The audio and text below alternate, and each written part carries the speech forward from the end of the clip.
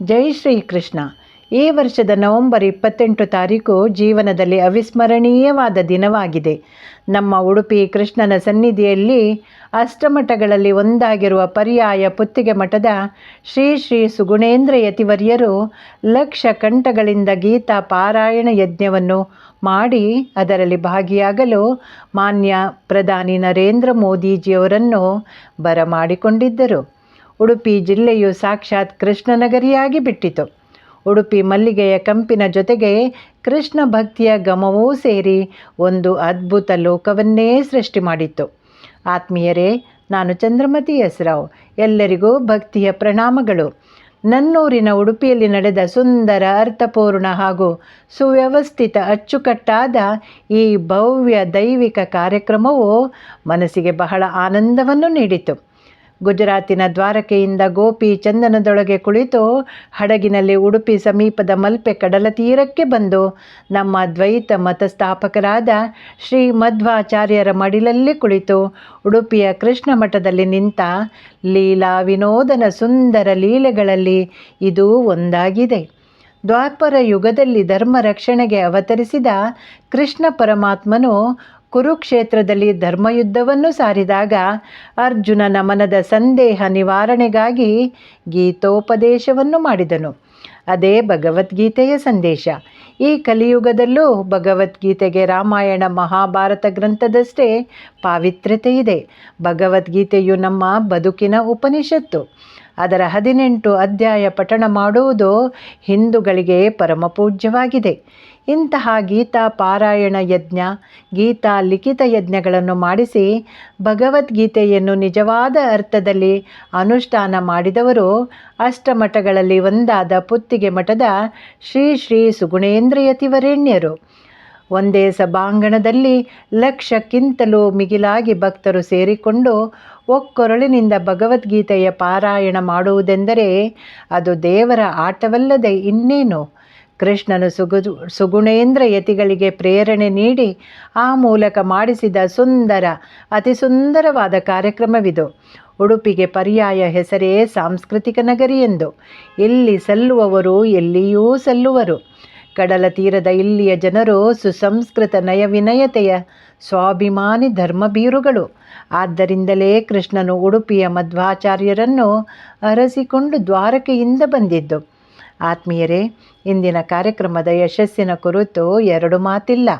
ನಮ್ಮ ದೇಶದ ಪ್ರಧಾನಿ ಮಾನನೀಯ ನರೇಂದ್ರ ಮೋದಿಜಿಯವರು ಶ್ರೀಯುತ ಪ್ರಮೋದ್ ಮಧ್ವರಾಜರು ಸಮರ್ಪಿಸಿದ ಸ್ವರ್ಣಮಯ ಕನಕ ಕಿಂಡಿಯನ್ನು ಉದ್ಘಾಟಿಸಿದರು. ಸ್ವರ್ಣ ತೀರ್ಥ ಮಂಟಪವನ್ನು ಉದ್ಘಾಟಿಸಿ ನವಗ್ರಹ ದ್ವಾರದಿಂದ ಶ್ರೀಕೃಷ್ಣನ ದರ್ಶನವನ್ನು ಪಡೆದರು. ಗೀತಾ ಪಾರಾಯಣದ ಲಕ್ಷ ಕಂಠದೊಂದಿಗೆ ತಮ್ಮ ಕಂಠವನ್ನೂ ಸೇರಿಸಿದರು. ಕೃಷ್ಣ ಭಕ್ತರನ್ನು ಉದ್ದೇಶಿಸಿ ಬಲು ಸುಂದರವಾಗಿ, ಸಮಯೋಚಿತವಾಗಿ ಜೀವನದ ಸಫಲತೆಗಾಗಿ 10 ಸಲಹೆಗಳನ್ನೂ ನೀಡಿದರು. ಅವರ ಮಾತುಗಳಲ್ಲಿ ದೇಶದ ಯಜಮಾನನಾಗಿ ತನ್ನ ಕುಟುಂಬದ ಸದಸ್ಯರಾದ ದೇಶವಾಸಿಗಳ ಕುರಿತು ಇರುವ ಕಾಳಜಿ ಎದ್ದು ಕಾಣುತ್ತಿತ್ತು. ಪರ್ಯಾಯ ಮಠಾಧೀಶರಾದ ಶ್ರೀ ಸುಗುಣೇಂದ್ರ ಯತಿಗಳು ಅವರಿಗೆ ಕೃಷ್ಣನ ಸನ್ನಿಧಿಯಲ್ಲಿ ಭಾರತ ಭಾಗ್ಯ ವಿಧಾತ ಎಂಬ ಅನ್ವರ್ಥ ಬಿರುದನ್ನು ಇತ್ತು ಸನ್ಮಾನಿಸಿದರು. ಇದಕ್ಕಿಂತ ಸುಂದರ, ಮಿಗಿಲಾಗಿ ಅನ್ವರ್ಥಕ ಶ್ರೇಷ್ಠ ಬಿರುದು ದೇಶಭಕ್ತನ ಪಾಲಿಗೆ ಬೇರೊಂದಿರಲಾರದು.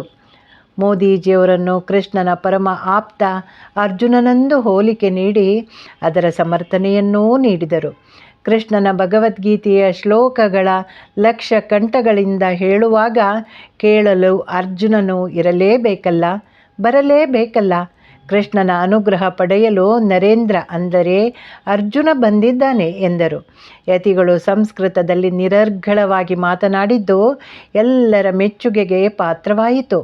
ಒಂದೊಂದು ಮಾತುಗಳು ತೂಕದ ಮಾತುಗಳು ಮುತ್ತಿನ ಮಾಲೆಯನ್ನು ಪೋಣಿಸಿದಂತೆ, ಅತಿ ಎನಿಸದ ಮಿತವರಿತ ಸುಲಲಿತವಾದ ಮಾತುಗಳು, ಮಧುರವಾದ ಪದ ಬಳಕೆ, ಅನ್ವರ್ಥಕ ಉಪಮೆ ಹೋಲಿಕೆಗಳ ಭಾಷಾ ಪ್ರೌಢಿಮೆ, ಸೌಜನ್ಯಪೂರ್ಣ ಆತಿಥ್ಯ ಎಲ್ಲವೂ ಅದ್ವಿತೀಯವಾಗಿತ್ತು. ಅಸ್ಮಾಕಂ ಆಶಯಃ ವರ್ತತೆ ತಾದೃಶ ನರೇಂದ್ರ ಮೋದಿ ಮಹೋದಯ ದ್ವಾರ ಧರ್ಮರಕ್ಷಣಂ ಭವತು ಇತಿ ಅಸ್ಮಾಭಿಃ ಪ್ರಾರ್ಥನಾ ಕ್ರಿಯತೆ. ಶಾಸ್ತ್ರೆ ಧರ್ಮೋ ರಕ್ಷತಿ ರಕ್ಷಿತಃ ಇತಿ ಘೋಷಣಂ ಕೃತಂ. ಅಸ್ಮಾಭಿಃ ಮೋದಿ ರಕ್ಷತಿ ರಕ್ಷಿತಃ.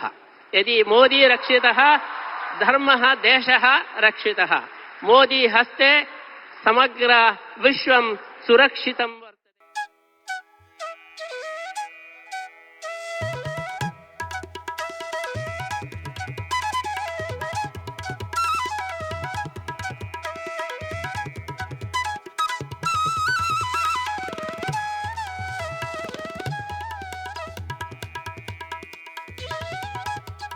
ವಿಶ್ವನಾಯಕ ಶ್ರೀ ಮೋದಿಜಿಯವರಿಗೆ ಬೆಳ್ಳಿಯ ಕಡುಗೋಲು, ತುಳಸಿ ಮಣಿಮಾಲೆ, ತುಳಸಿ ಮಣಿಗಳ ಕೈ ಸರಪಳಿ ಹಾಗೂ ಪೀತಾಂಬರ ಹೊದಿಸಿ ನವಿಲುಗರಿಯ ಪೇಟವನ್ನು ತಲೆಗಿರಿಸಿ ಸನ್ಮಾನ ಮಾಡಿ ಕೃಷ್ಣ ಪ್ರೀತಿಯನ್ನು ತೋರಿಸಿದರು. ಮೋದಿಜಿಯವರ ಹಾಗೂ ಧಾರ್ಮಿಕ ಗುರು ಸುಗುಣೇಂದ್ರ ಯತಿಗಳ ಮಾತುಗಳು ಕಿವಿಗಳಿಗೆ ಕರ್ಣಾಮೃತವಾಯಿತು. ಹಬ್ಬವೇ ಆಯಿತು. ನಮ್ಮ ಮುದ್ದು ಕೃಷ್ಣನು ಕೊಡುಗೋಲನ್ನು ಹಿಡಿದು ನವದ್ವಾರದ ಗರ್ಭಗುಡಿಯೊಳಗಿಂದಲೇ ಎಲ್ಲವನ್ನು ನೋಡಿ ಕಾರ್ಯಕ್ರಮದ ಯಶಸ್ಸಿಗೆ ಶ್ರಮಿಸಿದ ಎಲ್ಲರ ಒಡಗೂಡಿ ಕಾರ್ಯಕ್ರಮವನ್ನು ಯಶಸ್ಸುಗೊಳಿಸಿ ಚಂದಗಾಣಿಸಿದ ನನ್ನ ಉಡುಪಿ ಕೃಷ್ಣನಿಗೆ ಎಲ್ಲವನ್ನೂ ಕೃಷ್ಣಾರ್ಪಿತಂ ಮಾಡೋಣ. ಕೃಷ್ಣನ ಚರಣಗಳಿಗೆ ಲಕ್ಷ ಕಂಠದ ಭಗವದ್ಗೀತೆಯ ಪಾರಾಯಣವು ಕೃಷ್ಣಾರ್ಪಿತಂ ಆಗಲಿ. ಎಲ್ಲರಿಗೂ ಶುಭವಾಗಲಿ. ಧನ್ಯವಾದಗಳು.